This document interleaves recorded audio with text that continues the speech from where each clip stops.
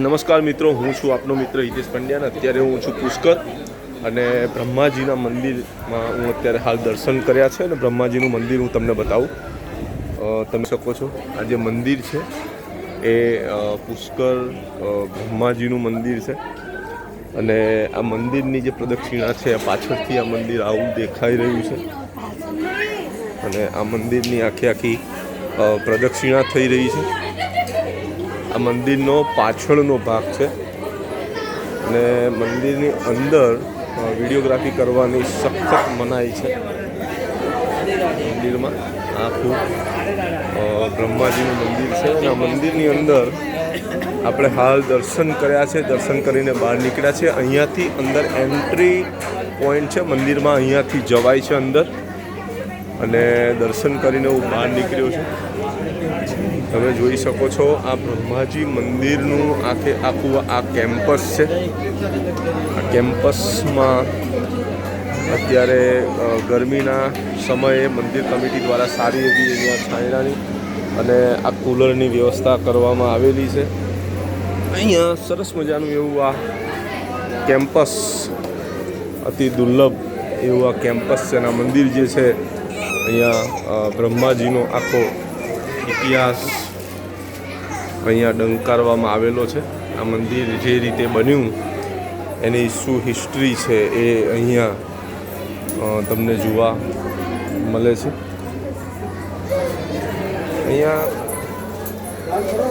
આ પુષ્કરનું એક અતિ દુર્લભ એવું આ મંદિર છે અને આ જે મંદિર છે એ મંદિરનું આખું આ તમે કેમ્પસ છે, કેમ્પસને જોઈ શકો છો.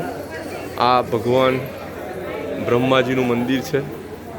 મંદિરની અંદર વિડીયોગ્રાફી અને ફોટોગ્રાફી કરવા માટેની સંપૂર્ણ મનાઈ છે અને એ માટે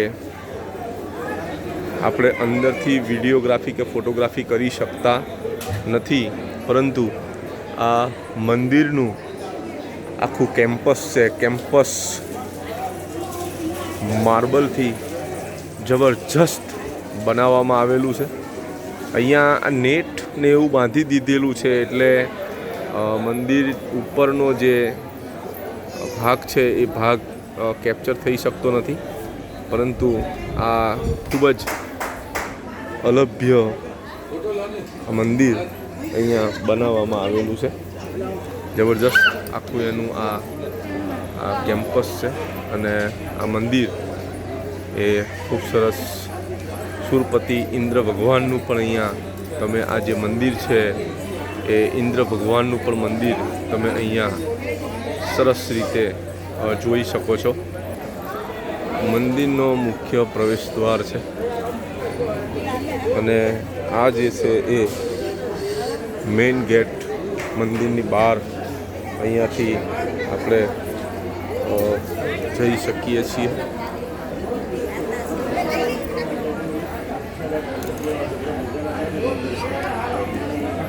અહીંયાથી આપણે મંદિરની બહાર નીકળી રહ્યા છીએ.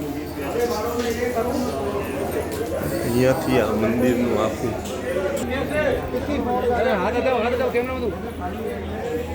આ મંદિરથી આપણે નીચે ઉતરી રહ્યા છીએ.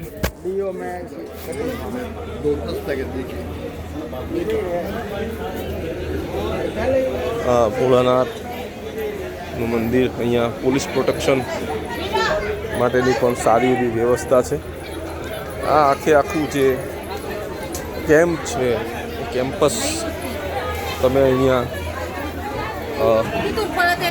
જોઈ શકો છો.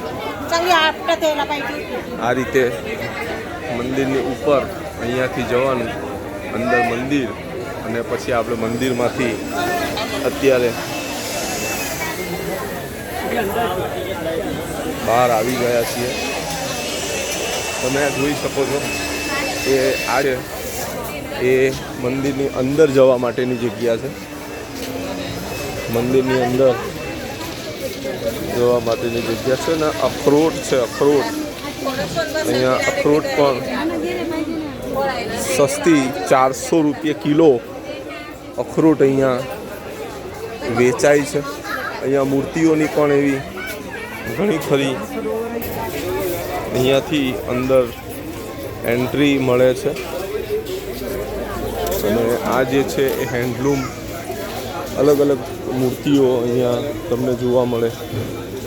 આ Rajasthan handloom craft and marble જે છે, તો અહીંયા તમને સરસ મજાની મૂર્તિ મળી જાય. અહીંયા આગળ લેધરની દુકાન છે. આ પુષ્કરમાં પ્યોર લેધર, અને પ્યોર લેધર જો તમારે કોઈ પણ પ્રકારની વસ્તુ લેવી હોય તમે અહીંયાથી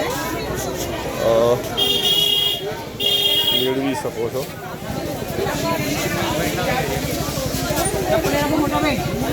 આખે આખું આ બજાર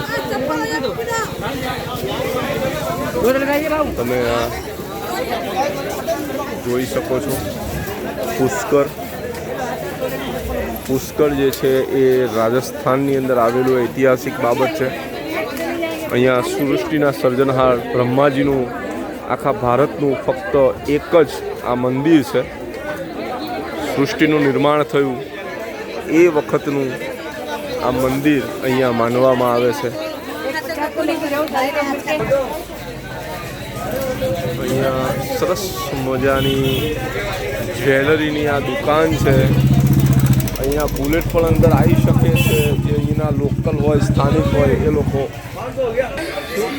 બ્રહ્માજી મંદિરમાં દર્શન થઈ ગયા છે. દર્શન કરીને અમે બધા જ અહીંયા આગળ પાછા આવી ગયા છે. હાલ અમે અહીંયા ચંપલ મૂક્યા હતા, ચંપલ હવે લઈ લીધા છે ને હવે જઈએ છીએ બજારમાં. બ્રહ્માકુંડ અહીંયા મંદિરની પાછળ જ છે, એટલે પાછળ આપણે તમને હું બતાવું. મિત્રો, આઈડીને ફોલો જરૂરથી કરજો. ફોલો કરશો તો નવી નવી વસ્તુઓ તમને જોવા મળશે. ચાલો આપણે બ્રહ્માજી કુંડ તરફ ઘાટ ઉપર આવે જઈએ. આપણે આ બજાર છે અને આ લેધરનું રાજસ્થાની પદ્ધતિમાં આખું બજાર છે પુષ્કરનું. અહીંયા चाचा बटाका पौवा बढ़िया बना रहे हैं. पौवा बना रहे हैं अभी. और ये रिसोर्ट है. हाँ, सरस मजाનું એવું બજાર આપ જોઈ શકો છો. પુષ્કર મંદિરથી એક્ઝેક્ટ સામે આખું આ બજાર છે. બજારની અંદર બધા દર્શન કરીને રિટર્ન આવી રહ્યા છે. અહીંયા તમે જુઓ સરસ મજાનું આ આખું પુષ્કર જોરદાર. તો મિત્રો, આપણે મંદિરમાં દર્શન કરીને રિટર્ન આવે જઈ રહ્યા છીએ. તો આપણે બજારમાં પણ ફરીશું અને જુદા જુદા ઘાટ ઉપર પણ જઈશું. તો બન્યા રહો અને ફોલો કરો. જય જય ગરવી ગુજરાત. હર હર મહાદેવ.